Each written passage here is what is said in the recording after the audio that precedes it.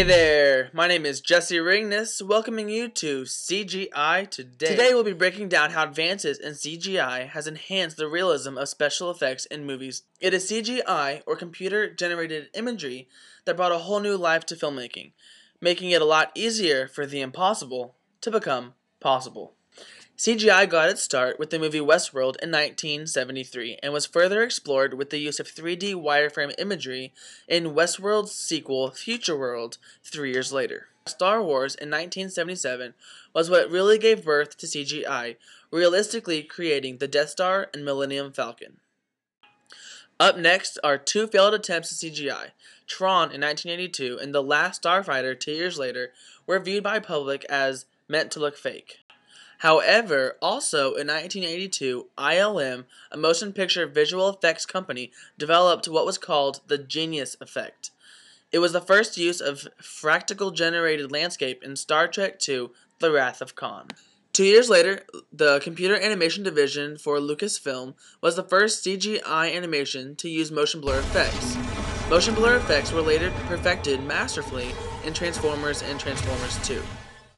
In 1986, Animalogic developed software called RenderMan, which created the first CGI shadowing effect in the movie Luxo Jr., which became the first animated movie to be nominated for an Academy Award.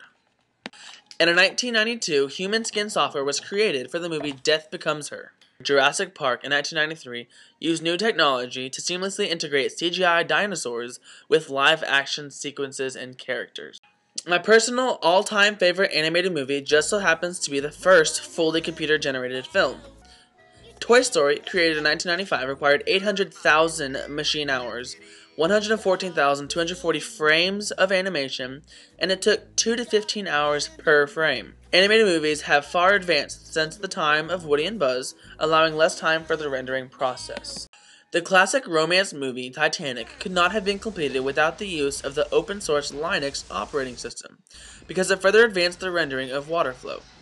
Such water flow rendering processes have later been perfected in The Day After Tomorrow by creating a realistic-looking flood of Manhattan.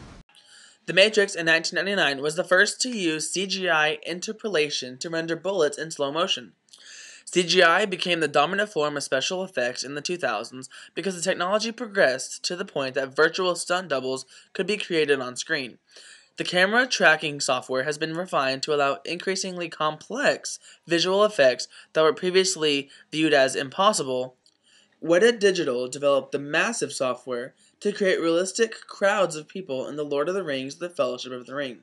Exponential increase in GPU's processing power and the increase in CPU power has created a wider expansion for storage, memory speed, and the size of computer-generated images. Beowulf, released in 2007 in 3D, was built in 27 different computers at ImageWorks in a process that took over 10 whole years. Now that's a film for the decade. The original script was pitched in 1997, the filming began in 2005, and it was another 2 years of amazing CGI work with the creation of Lightwave 3D, developed by NewTek, and the software Adobe After Effects. Computer animation and digital effects are being produced easier and more frequently by home computers. Two great films, 300 and Sin City, are both outcomes of such new technologies.